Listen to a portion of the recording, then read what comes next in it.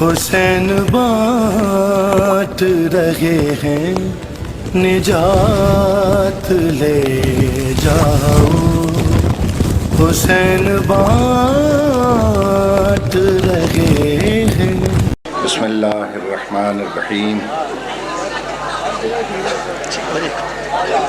الحمد للہ رب العالمین،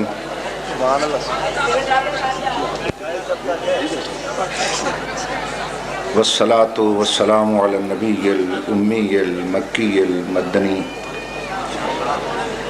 الابتہ التہامی السید البہی والسراج المضی والکوکب الدری صاحب الوقار والسکینہ المدفون بارض مدینہ بالقاسم محمد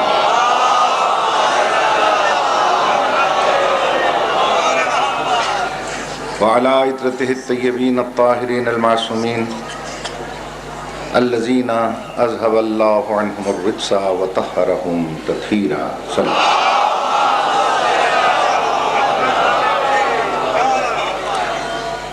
اما بعد فقد قال اللہ تبارک وتعالی فی کلامہ المبین وهو اصدق الصادقین۔ بسم اللہ الرحمن الرحیم، انما یرید اللہ لیذہب عنکم الرجس اہل البیت ویطہرکم تطہیرا۔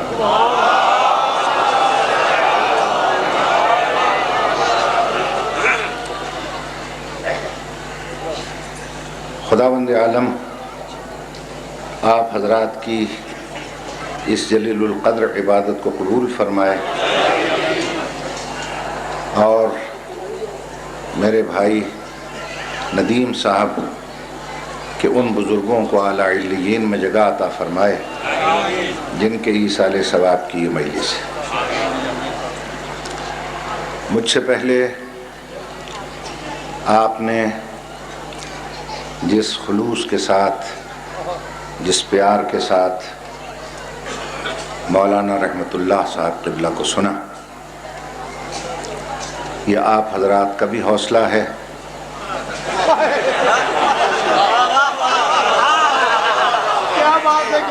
اور یہ مولانا کے بیان کی یکسوئی ہے، اور یہ ان کے بیان کا اثر ہے کہ انہوں نے آپ کی توجہ ادھر ادھر مڑنے نہیں دی، ورنہ اس لفظ رحمت اللہ کا خاصہ یہ ہے کہ اگر نماز میں بھی آ جائے تو وہ ادھر ادھر مڑنے لگے۔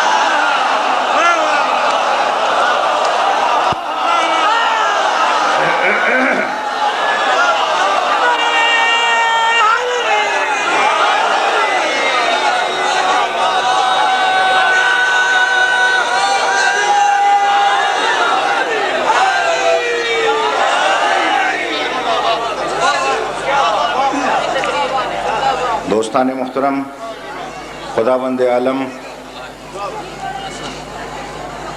کی مصلحت یہی ہے اور اس کی مشیت یہی ہے کہ آل محمد کے دروازے پر وہ وہاں سے پڑھا لکھا کے بھیجتا رہتا ہے۔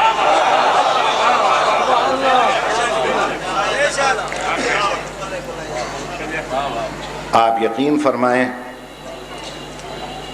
کہ جب ایک جاتا ہے تو آل محمد کے کرم سے دوسرا اس کی جگہ لے لیتا ہے۔ جہاں تک ان ہستیوں کا تعلق ہے کہ صبح سے جن کا تذکرہ آپ سن رہے ہیں، یاد رکھیے میں نے ابھی 14 یورپین ممالک کا مسلم ورلڈ فیڈریشن کی طرف سے دورہ کیا۔ 19 رمضان کو میں واپس آیا ہوں۔ یونان، فرانس، جرمنی، بیلجیم، اسپین، ہر ملک میں میرے مولا علی کے متعلق سیمینار ہوئے،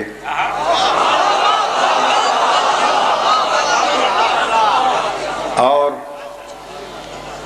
4 مقامات پر ہر ملک میں میرے مولا پر ہندو بھی بولے ہیں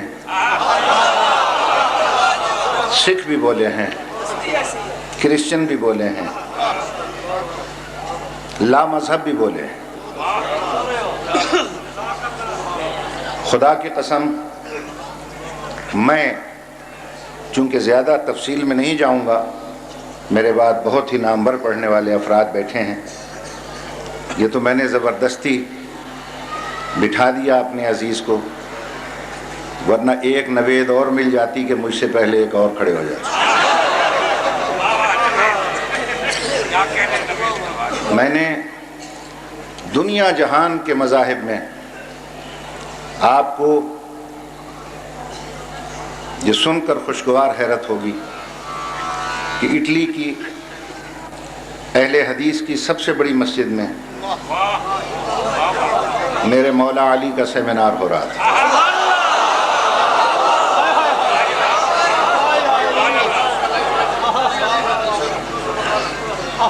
شکاگو کے گردوارے میں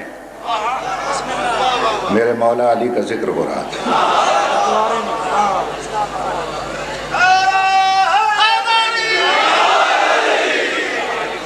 میں صرف اس نتیجے تک پہنچا ہوں،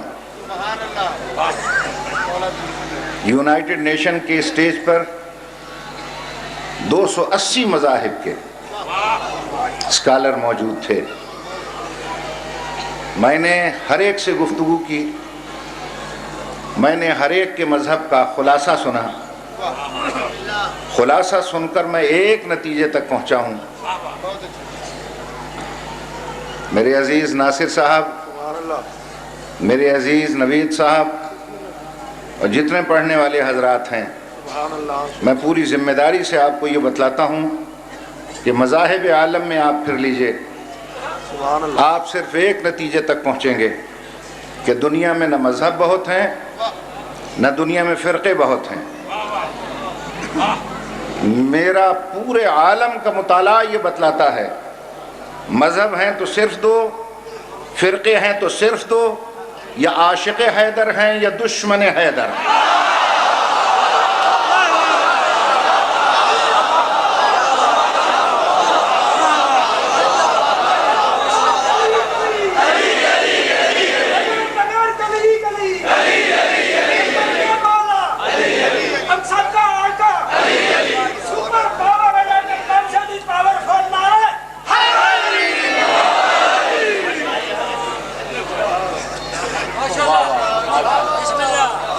کون سا ایسا مذہب ہے، کون سا ایسا مکتبہ فکر ہے جو میرے مولا علی کی ولایت کا قائل نہ ہو؟ خدا جانتا ہے۔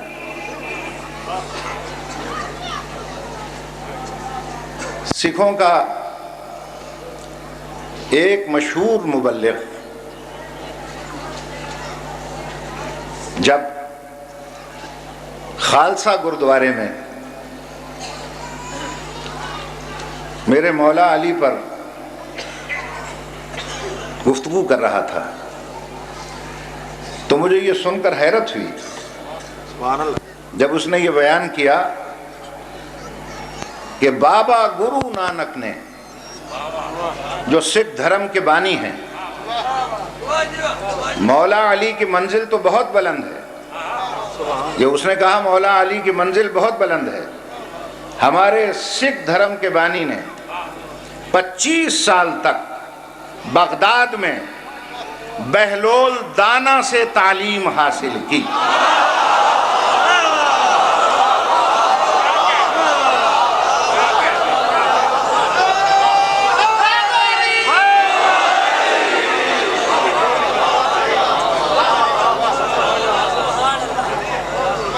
ان سے پہلے سری لنکا کے ایک اسکالر نے، جو وہاں کا ہندو دھرم کا بہت بڑا پروہت سمجھا جاتا ہے، اور جس نے اپنے یہاں پر ایک کپڑے کی پٹی لگا رکھی تھی، اس نے تقریر کی اور اس تقریر کے بعد پھر میری تقریر تھی. تو اس نے تقریر میں کہا کہ ہم ہندو دھرم والے ہر مشکل میں، ہر مصیبت میں ہم اوم کو یاد کرتے ہیں. کھانا کھاتے ہیں تو کہتے ہیں اوم، مشکل میں بلاتے ہیں تو اوم، آفتوں کو رد کرتے ہیں تو اوم کہہ کر. یہ لفظ اوم ہماری زبانوں پر جاری و ساری رہتا ہے. یہ ہندو دھرم کی نشانی ہے، اوم. جب میری تقریر کی باری آئی تو میں نے ان سے کہا، میں نے کہا پنڈت جی آپ نے اوم کے اتنے فضائل بیان کیے لیکن ہمیں اوم کے مفہوم اور معنی سے آشنا نہیں کیا. اس کو پھر سٹیج پہ آنا پڑا. اس نے کہا کہ اوم کے معنی جو ہماری ڈکشنری میں لکھے ہیں وہ 3 ہیں. اوم کے معنی ہیں اسٹرینتھ آف گاڈ،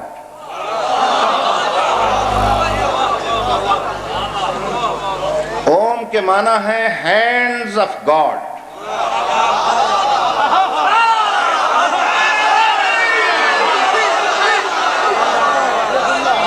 اوم کے معنی ہیں، پڑھنے والے بہت ہیں، میں تو صرف شریک عبادت ہونے کے لیے کہ بھائی ندیم یہ نہ کہیں کہ آیا نہیں. مجھے ابھی پھر فلائٹ پکڑ کے پھر کراچی جانا ہے. یہ تو میں صرف ایک تبصرہ عرض کر رہا ہوں. کون ہے جو میرے مولا کو نہیں مانتا؟ یہ اس نے اوم کے معنی بیان کیے. 3 معنی اس نے کہا ہماری ڈکشنری میں ملتے ہیں. اسٹرینتھ آف گاڈ، اللہ کی طاقت، ہینڈز آف گاڈ، اللہ کا ہاتھ، فیس آف گاڈ،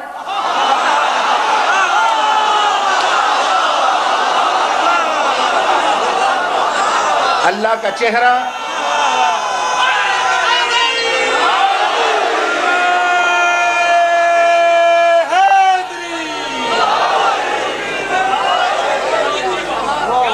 میں نے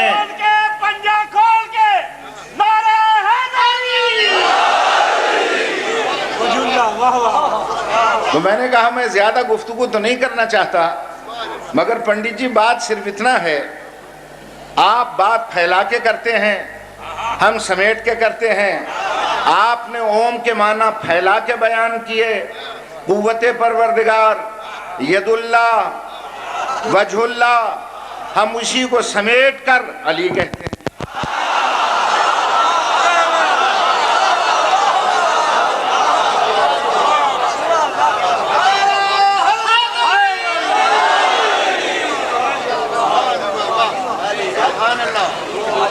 بزرگان محترم،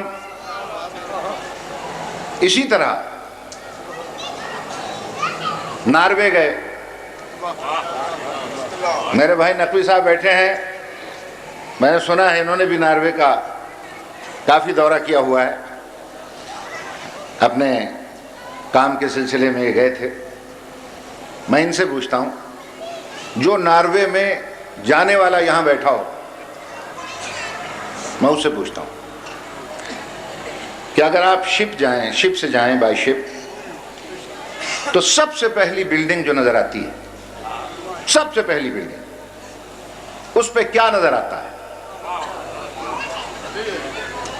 قسم ہے مجھے اپنے اسی مولا کی، میری حیرت کی انتہا نہ رہی جب میں نے دیکھا کہ بلڈنگ بہت اونچی اور اس پر کچھ لکھا ہوا ہے، اور جب قریب پہنچے تو 3 حرف لکھے ہوئے تھے، ALI.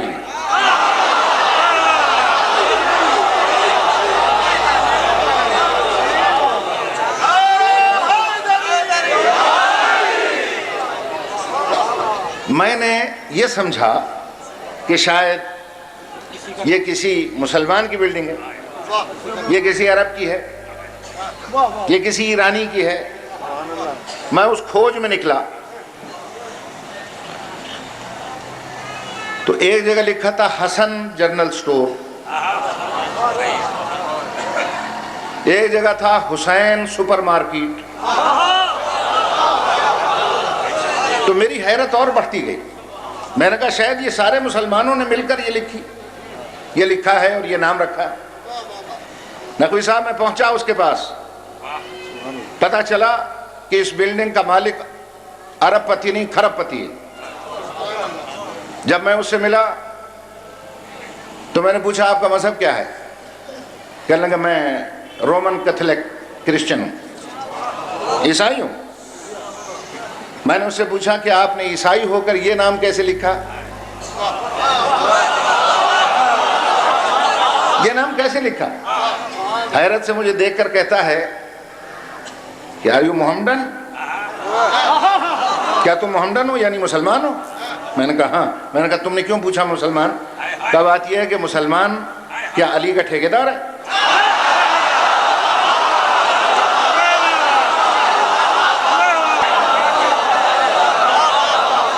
اسے کہتا ہے کیا مسلمان علی کا ٹھیکیدار ہے؟ علی تو ہر سانس لینے والے کا ہے, ہر متنفس کا علی ہے. میں نے کہا تم کرسچن ہو کر پھر یہ نام تم نے لکھا؟ اس نے کہا یہ ہولی نیم ہے, یہ مقدس نام ہے. میں نے کہا تمہارے نزدیک مقدس کہتے ہیں؟ اس نے کہا شرح اناجیل پڑھیں, انجیل کی شرحیں پڑھیں, انجیل لوقا, انجیل متی, یہ سب پڑھ ڈالیں. آپ کو ایک پوائنٹ صرف ملے گا کہ جب بھی عیسیٰ اور مریم پر کوئی مشکل پڑی, اس نام کو جپتے رہے, مشکل کو حل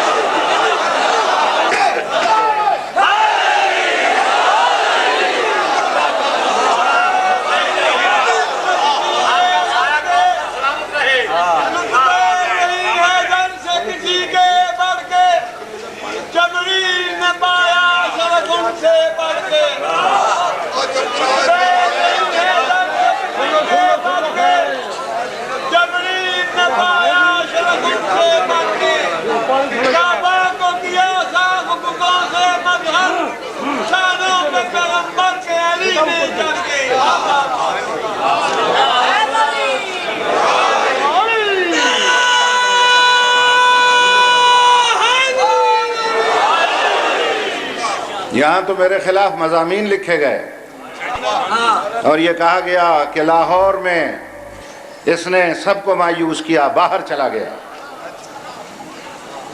میں کیا بتاؤں ان اپنے نادان دوستوں کو کہ میں باہر بھی اگر جاتا ہوں تو جہاں میرے مولا نے ڈیوٹی لگائی ہے وہاں جاتا ہوں,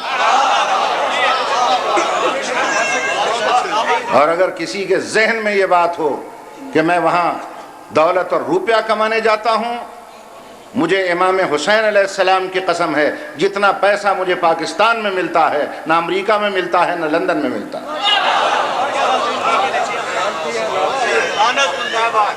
میں تو صرف یہ بتاؤں. آئیے آپ میرا البم دیکھیے, آپ اس البم کی تصویریں شائع کیجئے اپنے اس اخبار میں جس میں آپ یہ پوچھتے ہیں کہ جی وہاں کیوں گیا. وہاں پر میں عید پر لعنت کرنے گیا ہوں.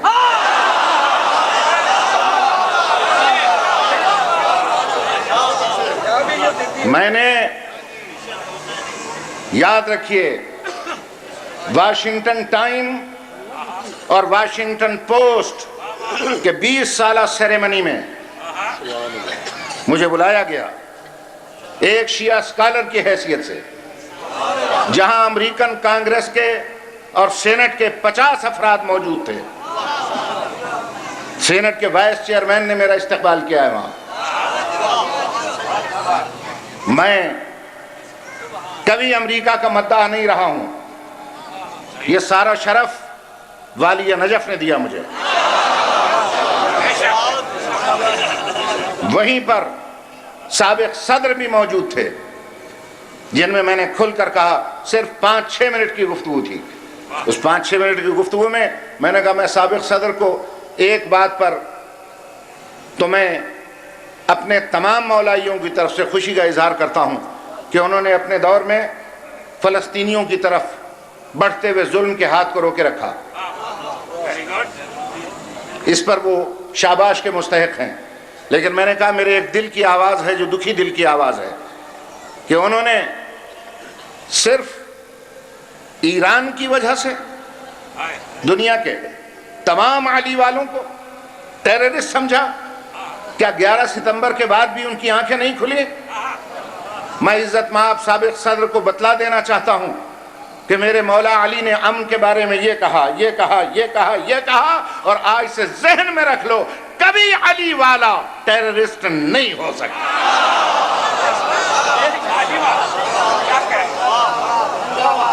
میں پوچھتا ہوں اس مجمع میں یہ صدا، یہ آواز میں پہنچانے کے لیے جو گیا تو کیا میں نے جرم کیا؟ کیا میں نے شیعت کے ساتھ غداری کی؟ عزیزان محترم، آپ کا مسلک بین الاقوامی مسلک ہے۔ میں عرض کرتا ہوں دنیا میں علی کا کوئی دشمن نہیں ہے سوائے گداگر ملا کے۔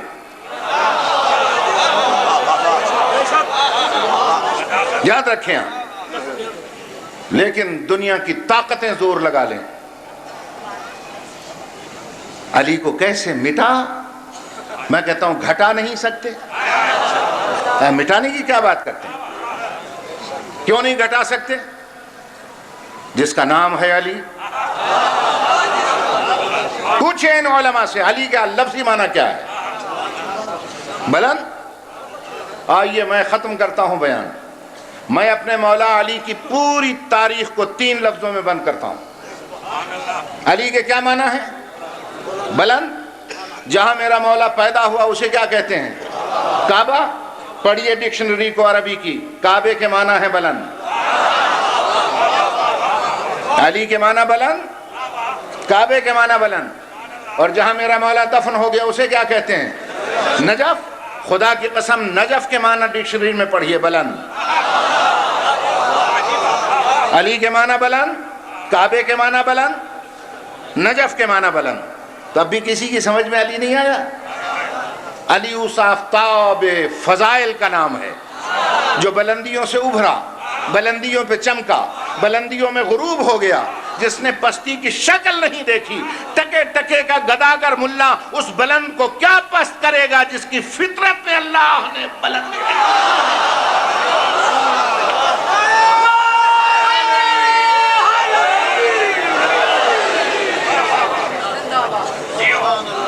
یہاں تو چھوٹے چھوٹے مسائل پر بحثیں ہوتی ہیں، چھوٹے چھوٹے مسائل پر۔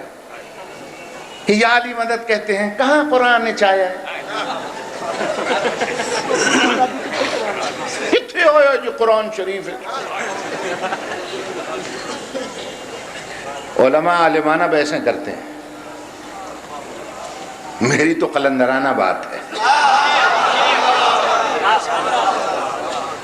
میں لمبی چوڑی بحث میں نہیں جاتا، میں صرف اتنا پوچھتا ہوں، اگر میں کہتا ہوں یا اللہ مدد، کیا یہ شرک ہے؟ کیوں؟ اللہ کا نام ہے نا، ستار اللہ کا نام ہے۔ میں کہتا ہوں یا ستار، یا غفار اللہ کا نام ہے، یا قدیم، یا قادر، یا عالم، یا مدرک، یا محیمن، یا مؤمن۔ شرک ہے؟ بولو، ختم بیان۔ شرک تو نہیں ہے نا؟ کیوں؟ اللہ کا نام ہے نا، اللہ کو پکارنا شرک نہیں ہے۔ ٹھیک ہے، رکھو ملاؤں کے سر پہ قرآن، چاہے وہ شیعہ ہے یا سنی، ان ناموں میں علی ایک نام اللہ کا ہے یا نہیں؟ بھائی قرآن میں آیا یا نہیں؟ وَهُوَ الْعَلِيُّ الْعَظِيمُ لَعَلِيٌّ الْحَكِيمُ، یہ دونوں علی اللہ کے نام۔ اور کون سا ایسا شیعہ ہے جو رمضان المبارک میں نماز کے بعد دعا کے لیے ہاتھ اٹھا کر نہ کہتا ہو یا علی یا عظیم یا غفور یا رحیم انت رب العظیم الذی لیس کمثلہ شیء وہو السمیع البصیر؟ یہ یا علی یا عظیم کس کے لیے کہہ رہا؟ اللہ کے لیے کہہ رہا۔ تو علی اللہ کا بھی نام ہے. اب اس کو میں کیا کروں؟ اتفاق سے میرے مولا کا بھی نام ہے.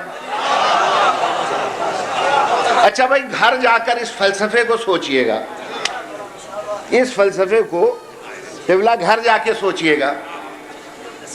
علی اللہ کا بھی نام ہے، اتفاق سے میرے مولا کا بھی نام ہے. اتفاق سے ہے، اختلاف سے نہیں. ٹھیک ہے نا؟ اتفاق سے.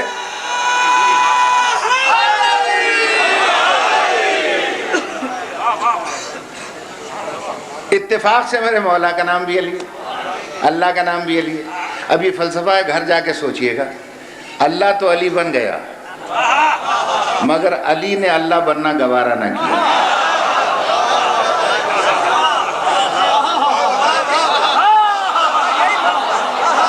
بس اس سے آگے میں کچھ کہہ ہی نہیں سکتا. اسے کہتے ہیں جلال عبودیت، یعنی بندے کو اپنے عبد ہونے پر اتنا فخر ہو کہ وہ اپنے عبد ہونے پر فخر کرے. ورنہ ماننے والوں نے سے اللہ نہیں مانا، مانا نا. بھائی آج تک دنیا میں 3 ہستیاں ایسی گزری ہیں جن کو دنیا نے اللہ کہا. توجہ ہے؟ بلکہ 4. ایک چوتھی ہستی ایسی بھی ہے، وہ میں بتاؤں گا آپ. ان 4 میں سے پہلا ہے فرعون، ٹھیک ہے؟ دوسرا نمرود، تیسرا شداد، چوتھا میرا مولا علی.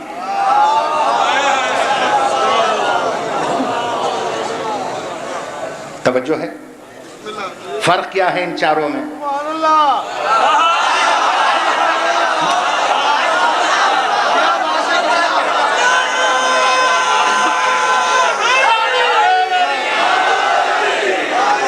بھیا تو مان لو کچھ فرق نہیں ان 4 میں.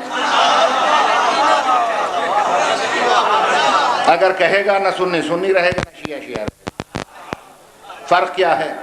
وہ تینوں یہ کہتے رہے اگر نہ مانو گے تو قتل کر دیں گے.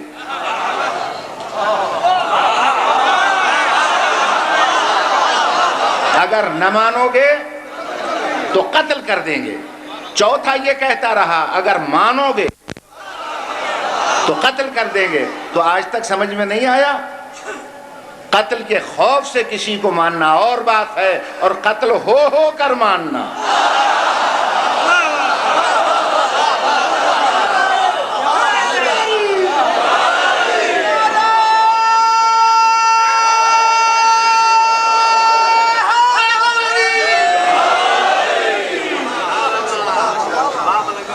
توجہ عزیزان محترم، بزرگان گرامی. لہذا یہ بحث ہی فضول ہے. کتھے آیا قرآن شریف؟ اچھا چلے میں ختم کروں بیان.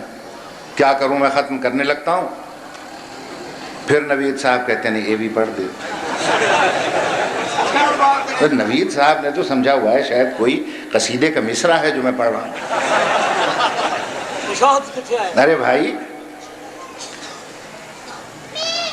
اچھا شاید آپ کو یہ پتہ نہیں ہے کہ پاکستان میں بھی ایک نے خدائی کا دعویٰ کیا، اور کیا بھی میرے ضلع جھنگ میں. سنبھل کے بولنا، جھنگ کی زمین بڑی زرخیز ہے. ہر عہدے کے طالبان پیدا ہوتے ہیں.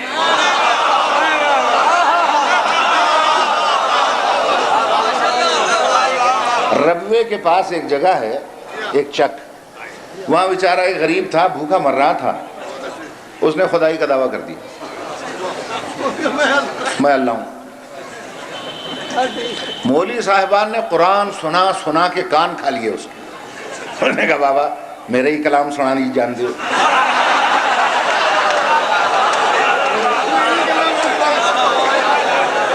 میرے ہی کلام سنان رہے. اچھا وہ مان کے نہ دیا، ایک جٹ کو پتا چلا، وہ ہل چلانے والا نہیں ہوتا، وہ تھے ایک اللہ تعالیٰ رہندہ، اس نے خوب لسی وسی پی، کلف شرف لگایا، سر پہ ترا، پگڑی باندھی اور لاٹھی لی ہاتھ میں، اور ٹھک سے جا کر لاٹھی اس کے سامنے گاڑ دی۔ انہوں نے کہا تو اللہ ہے؟ اللہ ہے تم؟ آدھی خدائی تو وہی دیکھ کے ختم ہو گئی۔ اب چونکہ دعویٰ تو کر بیٹھا تھا، بڑے حوصلہ کر کے کہتا جی ہاں میں اللہ ہوں۔ اس نے لاٹھی پکڑ کر کہا پچھلے سال جرا میرا نوجوان پتر مویا سی تو مارے آئے؟ انہوں نے کہا جی میرے پیودی توبہ میں اللہ ہوں۔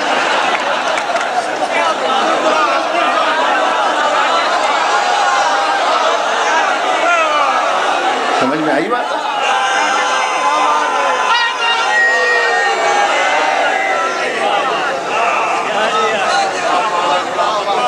بات ختم کروں، یہ جو قرآن زبانوں پہ ہے، میں پوچھنا چاہتا ہوں کہ قرآن شروع کہاں سے ہوتا ہے؟ کہاں سے ہوتا ہے؟ بسم اللہ سے، بسم اللہ سے۔ کیجئے ترجمہ بسم اللہ کا، کرو۔ کیا شروع کرتا ہوں کس کے معنی ہے؟ میں کہتا ہوں یہ جو شروع کرتا ہوں کا لفظ ہے، یہ کس لفظ کے معنی ہے؟ بھئی یہ شروع کرتا ہوں ہر ایک نے لکھ دیا ہے۔ کس؟ بسم اللہ کے معنی بے کے معنی ہوتے ہیں سے، میری بہن۔ اگر ہوتا کہ اللہ کے نام سے شروع کرتا ہوں تو ہوتا باللہ الرحمن الرحیم، وہاں ہے بسم اللہ، یہ بسم اللہ مخفف ہو کر ہو گیا بسم اللہ۔ بے سے پہلے تفسیر بیضاوی میں نے یہیں پڑھی تھی اور اپنے اس استاد سے پڑھی تھی جس کی قبر گواہ ہے، مولانا زیدی صاحب سے۔ تفسیر بیضاوی مولوی فاضل میں داخل تھی، اس میں ہے کہ بے سے پہلے ایک لفظ چھپا ہوا ہے اور وہ ہے استعینو۔ استعینو کا مطلب ہے میں مدد مانگتا ہوں، اس کام کے شروع کرنے میں میں مدد مانگتا ہوں۔ کس سے؟ اللہ سے، اللہ کے نام سے۔ اب اس سے آگے میں کیا آسان کروں؟ کلیئر کٹ ہے، لمبی چوڑی بات میں کرتا ہی نہیں ہوں۔ میں مدد مانگتا ہوں اس کام کے شروع کرنے میں، کس سے؟ اللہ کے نام سے، اللہ کے نام سے۔ اور مولوی تجھے اللہ کی قسم ہے بتا علی اللہ کا نام ہے یا نہیں؟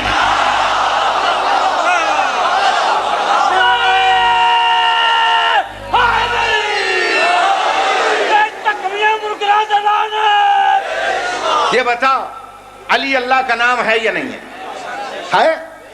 بھئی یہاں دیہات کا زیادہ تر مجمع بیٹھا ہے، ایک جملے پر بیان ختم کر رہا ہوں، مسائل میرے بھائی بعد میں آ کے پڑھیں گے۔ علی اللہ کا نام ہے یا نہیں؟ تو پھر سیدھا سادہ ترجمہ کر بسم اللہ کا۔ بسم اللہ کا مطلب ہے یا علی مدد۔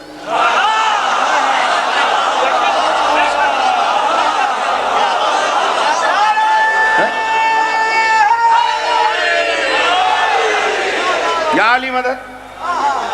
پھر کہتے ہیں جی قرآن جو ثابت کرو۔ ارے قرآن شروع یا علی مدد سے ہوتا ہے؟ میں کہتا ہوں آج کل کے پڑھے لکھے مولویوں سے رکھیے مولانا ناصر کے سر پہ قرآن۔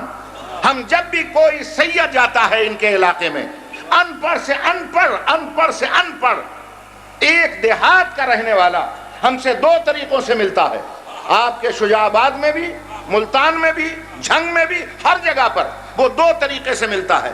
یا آ کر کہتا ہے سائیں یا علی مدد، خدا کی قسم یہی کہتا ہے یا علی مدد، یا سید کے گھٹنے پہ ہاتھ رکھ کے کہتا ہے سائیں بسم اللہ، یا کہتا ہے یا علی مدد، یا کہتا ہے سائیں بسم اللہ۔ اب عقل کے اندھے علی کے دشمن، تجھ سے وہ ان پڑھ زیادہ عارف ہے جو سمجھتا ہے کہ بسم اللہ کہو یا علی مدد مانا ایک۔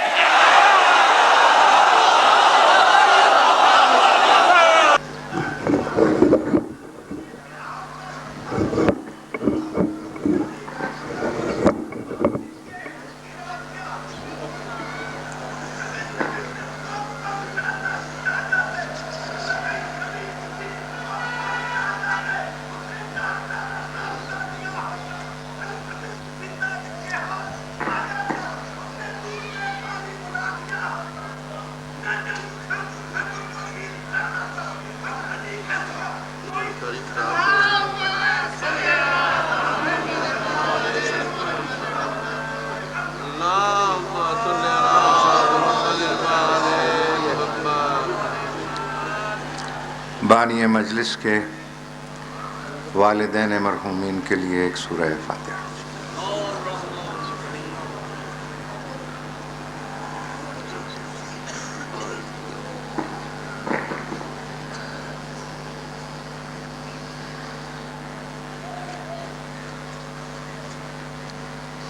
اعوذ باللہ السمیع العلیم من الشیطان اللعین الرجیم، بسم اللہ الرحمن الرحیم، الحمد للہ رب العالمین، والصلاة والسلام علی سید الانبیاء والمرسلین، وعلی عزتہ الطیبین الطاہرین المعصومین، الذین اذهب اللہ عنہم الرجس وطہرہم تطہیرا۔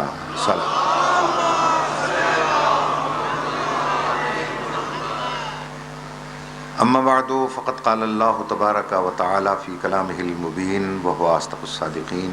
بسم اللہ الرحمن الرحیم، تبارک الذی بیدہ الملک وَهُوَ عَلَى كُلِّ شَيْءٍ قَدِيرٌ الَّذِي خَلَقَ الْمَوْتَ وَالْحَيَاةَ لِيَبْلُوَكُمْ أَيُّكُمْ أَحْسَنُ عَمَلًا۔ ایک صلوات پڑھ لیں بابا ذکر۔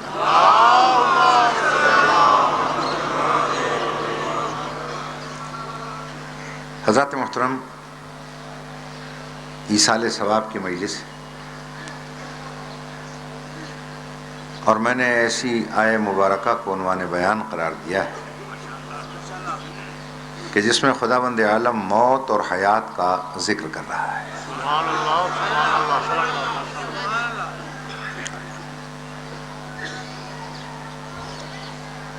تبارک الذی بیدہ الملک،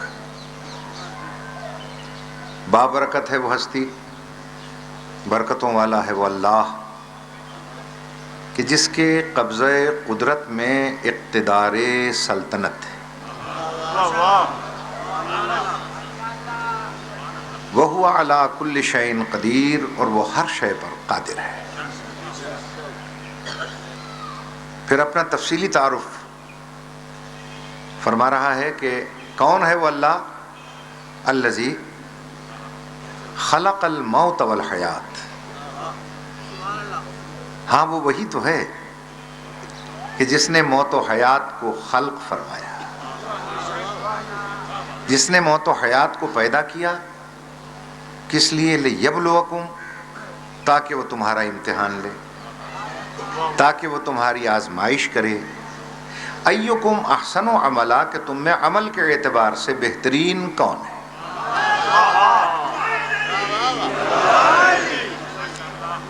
ظاہر ہے کہ میں اس محدود وقت میں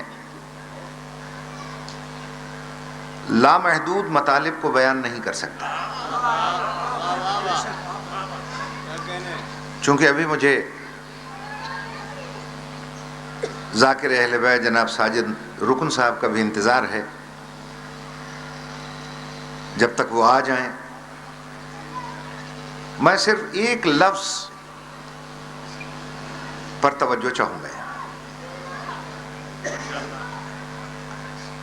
اور وہ لفظ ہے لیبلوکم،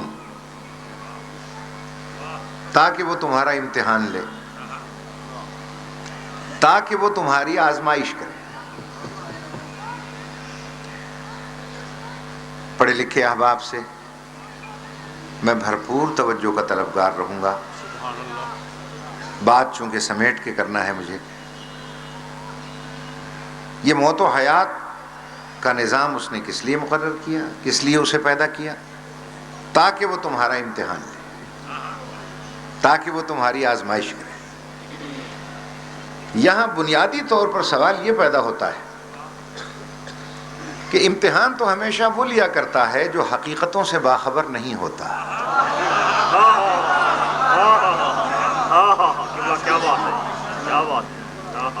کالجوں میں، یونیورسٹیوں میں، اسکولوں میں طلبہ کے امتحان لیے جاتے ہیں۔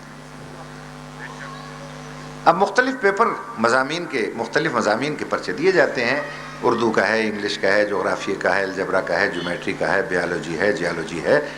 یہ سارے اس لیے مضامین کے الگ الگ پیپر دیے جاتے ہیں۔ ممتحن یہ معلوم کرنا چاہتا ہے کہ کس سبجیکٹ میں کس طالب علم کی صلاحیت کتنی ہے۔ سبحان اللہ۔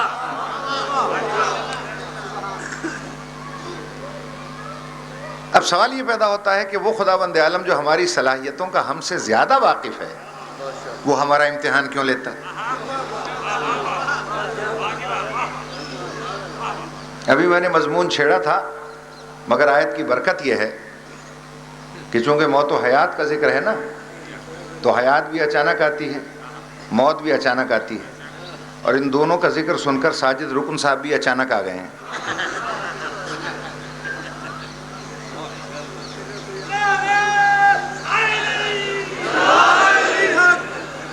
میری بات پہ غور ہے صاحبان؟ ایک صلوات پڑھ لیں آپ بآواز بلند محمد آلہ۔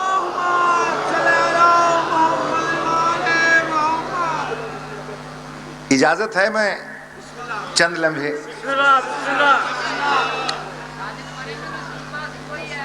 اللہ آپ کو سلامت رکھے۔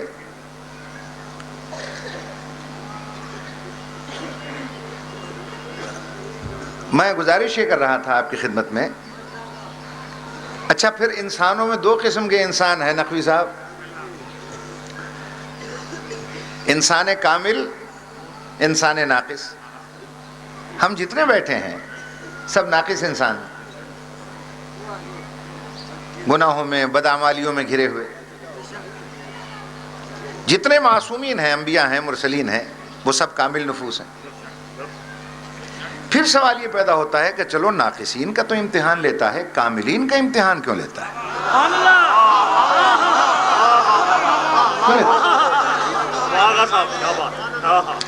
اب اگر کوئی پڑھا لکھا انسان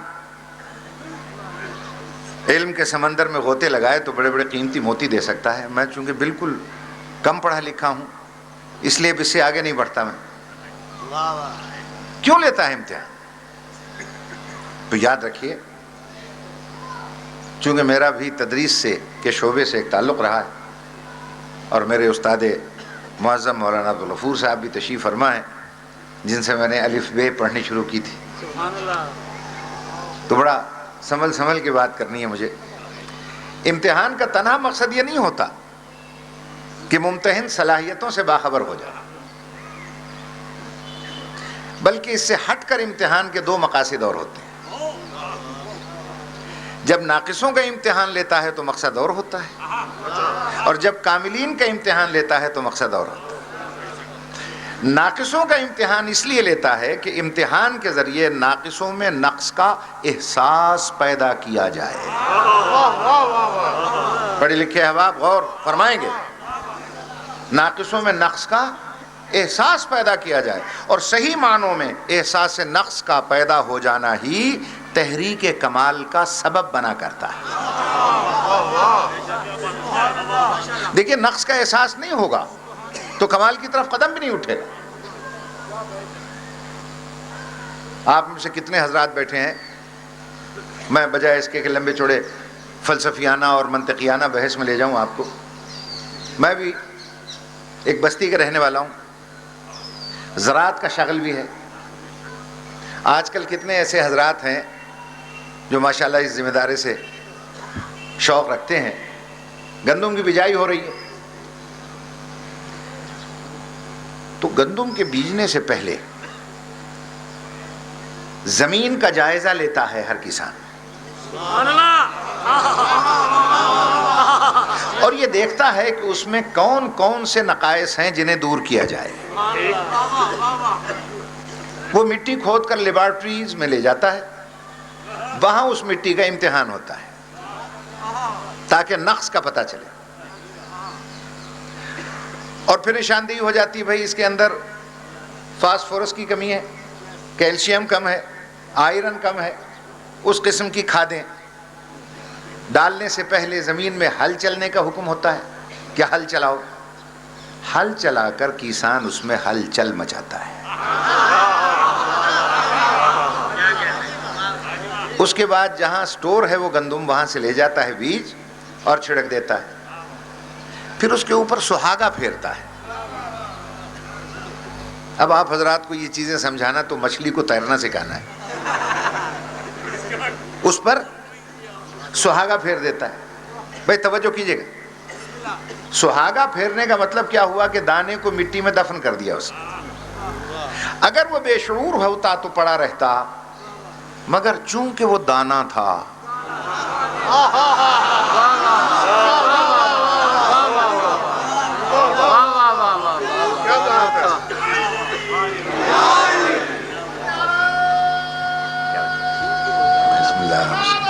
کیسے مزاج، چونکہ وہ دانا تھا، اس نے اپنی زبان بے زبانی میں اللہ سے کہا یا اللہ انہوں نے تو مجھ پہ خاک ڈال دی،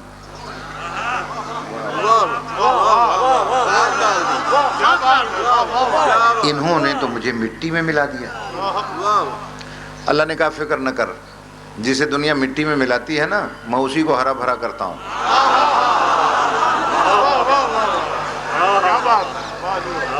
وہیں سے کوپل پھوٹی، آپ دیکھ دیکھ کر خوش ہوتے رہے۔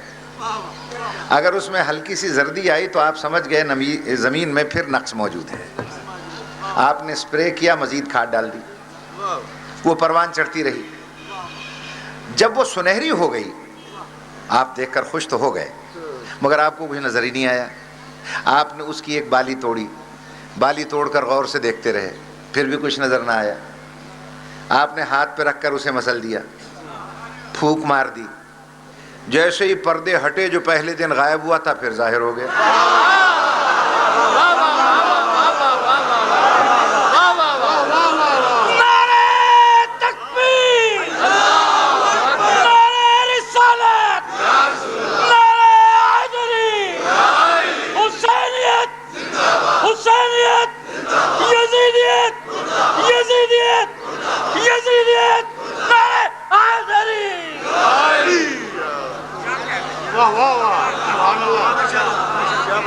نہیں سبحان اللہ نہیں، مجھے ابھی خود لطف نہیں آیا،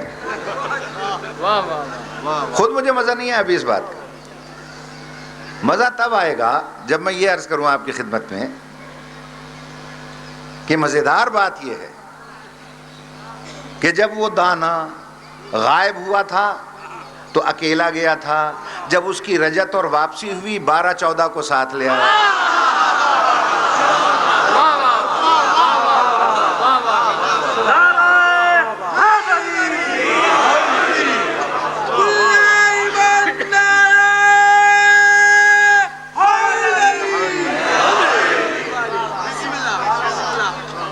اب آپ حضرات نے کیا کام کیا؟ تھریشر کے ذریعے، بیلوں کے ذریعے دانے کو الگ کر دیا، بھوسے کو الگ کر دیا، دانے کو لے جا کر پھر اسی اسٹور میں جمع کر دیا جہاں سے لے کر آئے تھے، اور بھوسے کے ساتھ کیا حشر ہوا؟ اسی کھیت میں ایک بہت بڑی قبر بنا کر دفن کر دیا۔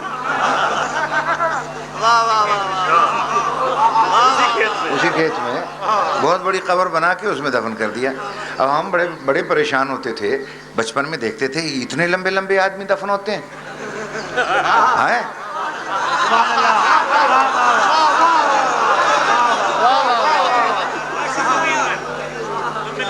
اتنے لمبے لمبے آدمی دفن ہو جاتے ہیں، کیا بات۔ تو یہ پھر ہمیں جناب وکیل شاکر صاحب نے وکیلانہ پوائنٹ سے سمجھایا۔ ارے انہوں نے کہا نسیم صاحب یہ لمبے لمبے اتنے آدمی یہاں دفن نہیں ہوتے، یہ تو صرف رسول کے حجرے کا معجزہ ہے جہاں دفن ہو جائے، ورنہ آسانی سے تو نہیں دفن ہوتے۔ پھر یہ کیا دفن ہے؟ اب انہوں نے کہا بھائی بات یہ ہے، دانا پھر اسی اسٹور میں رکھ دیا اور بھوسا جو ہے اس کو دفن کر دیا۔ وہیں سے نتیجہ ہم نے نکالا کہ اللہ نے روح کا دانہ بدن کی زمین میں بو دیا۔ جب یہ ترقی کرتے کرتے کمال کی منزل پر پہنچتا ہے تو اللہ روح کے دانے کو لے جا کر اسی اسٹور میں جمع کرتا ہے اور بدن کا بھوسا زمین میں قبر کے اندر دفن ہو کے رہتا ہے۔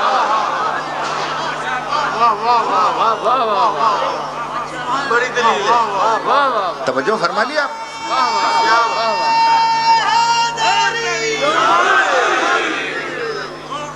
یہ تو ہوتا ہے ناقص نفوس کے امتحان کا مقصد۔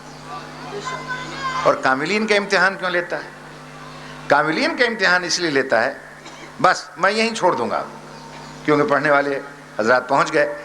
کاملین کا امتحان اس لیے لیتا ہے، توجہ سنیے گا، تاکہ ناقصوں کو کاملوں کے کمال سے متعارف کرایا جائے۔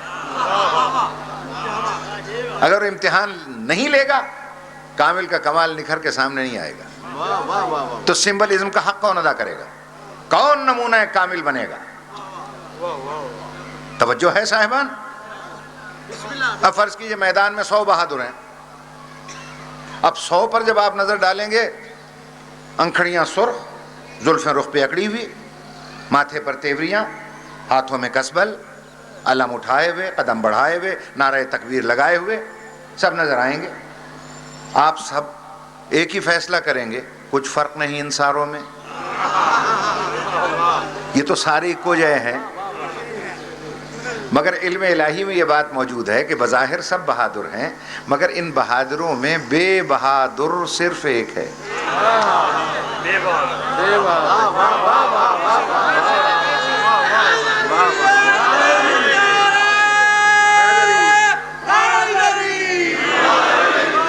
اب وہ کون ہے؟ وہ کون ہے؟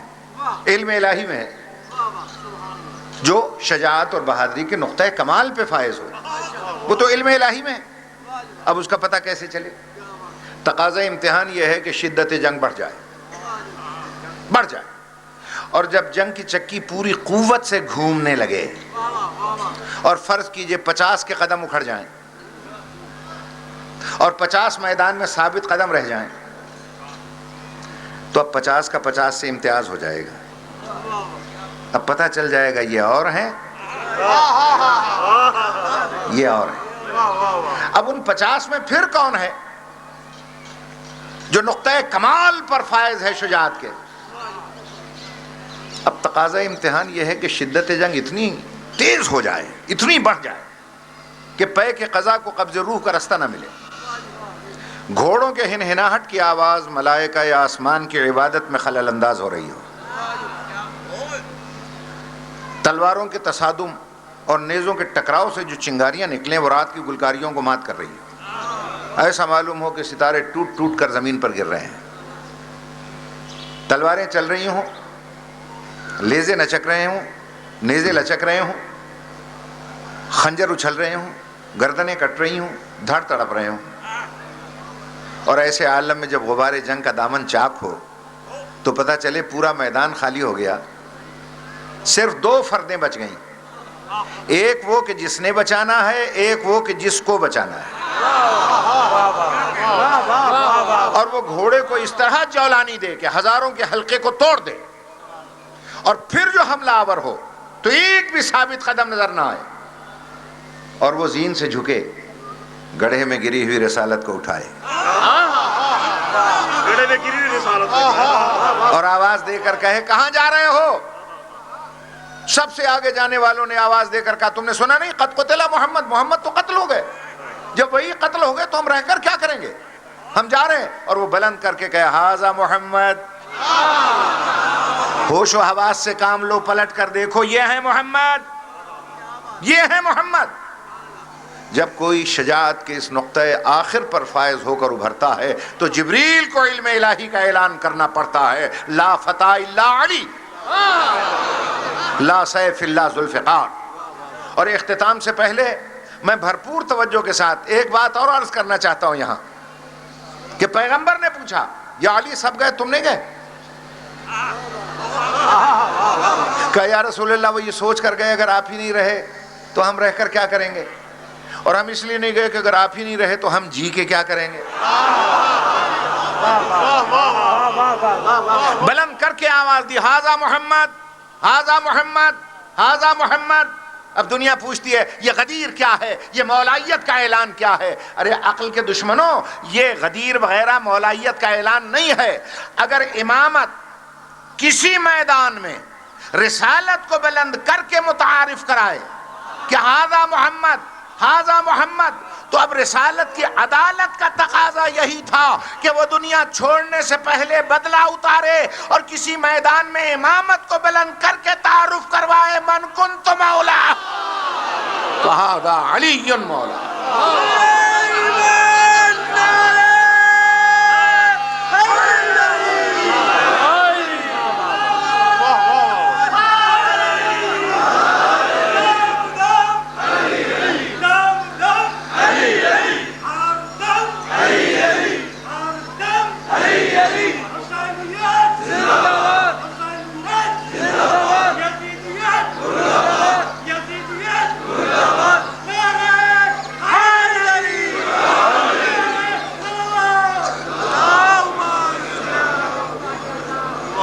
دوستو 4:45 ہو گئے، اب دامن وقت میں صرف اتنی ہی گنجائش ہے کہ ساجد رکن صاحب آئیں اور آپ حضرات کو محسوس فرمائیں۔ خدا حافظ ناصر۔